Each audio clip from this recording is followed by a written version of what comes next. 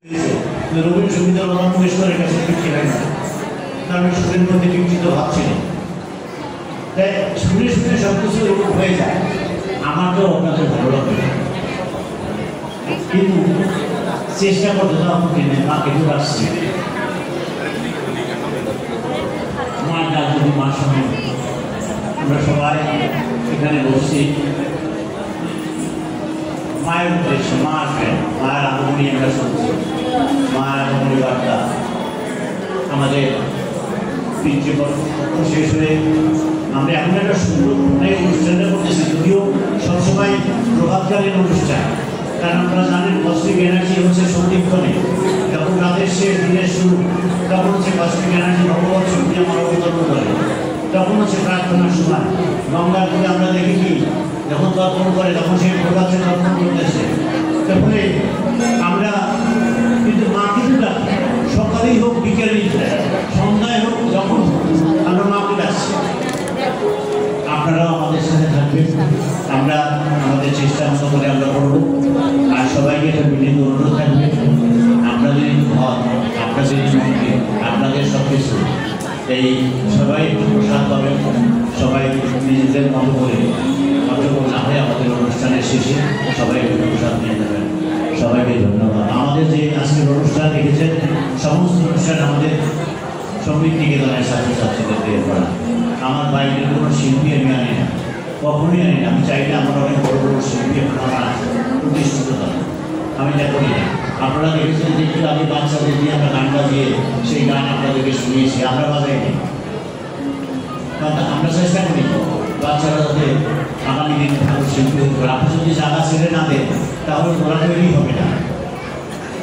একসময় করতে করতে দেখা যাবে ওরা ভালো পাচ্ছে। একটু শেয়ার করি, মানে অধৈর্য হয়নি না, বনানীতে বোঝা হচ্ছে কথাটা আমার ভালো লেগেছে দেখে আপনাদেরকে বলি।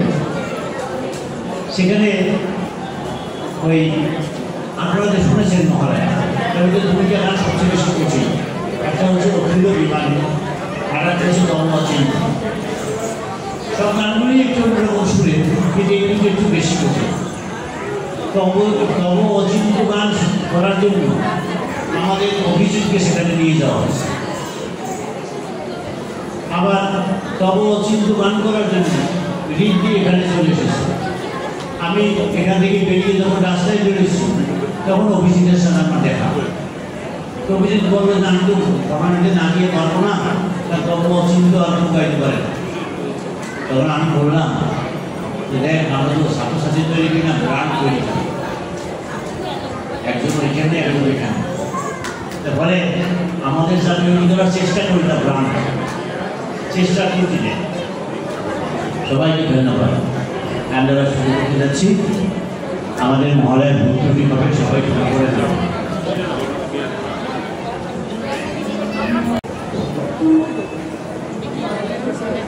ও আনন্দময়ী, চৈতন্যময়ী, সত্যময়ী পরমী শ্রী শ্রী দুর্গা স্বামী,